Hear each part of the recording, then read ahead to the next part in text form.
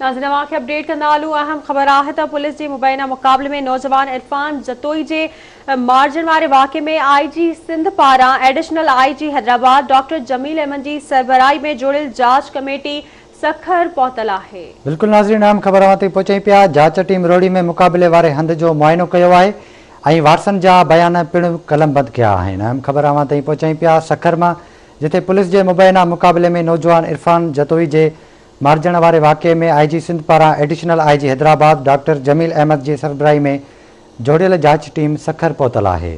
अवांखे update कंदा हलूं। Breaking news आहे त सखर में पुलिस जे मुबैना मुक़ाबले में नौजवान इरफान जतोई जे मारजण वारे वाक़े में IG सिंध पारां additional IG Hyderabad doctor Jameel Ahmed जी सरबराही में जोड़ियल जांच टीम जेका आहे उहा सखर पहुतल आहे। जांच टीम रोहिड़ी में मुक़ाबले वारे हंध जो मुआइनो कयो आहे ऐं वारसन जा बयान कलमबंद कया आहिनि। अवांखे अपडेट कंदा हलूं।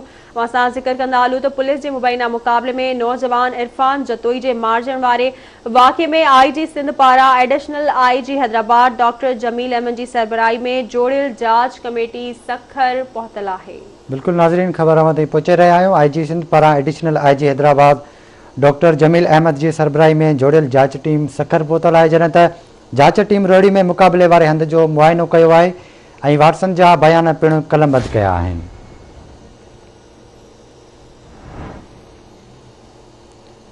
ख़बर ते पहुचाई पिया सखर मां, जिते पुलिस जे मुबैना मुक़ाबले में नौजवान इरफान जतोई जे मारजण वारे वाक़े में IG सिंध पारां additional IG Hyderabad doctor Jameel Ahmed जी सरबराही में जोड़ियल जांच कमेटी सखर पहुतल आहे, जॾहिं त जांच टीम रोड़ी में मुक़ाबले वारे हंध जो मुआइनो कयो आहे ऐं वारसन जा बयान पिण कलमबंद कया आहिनि।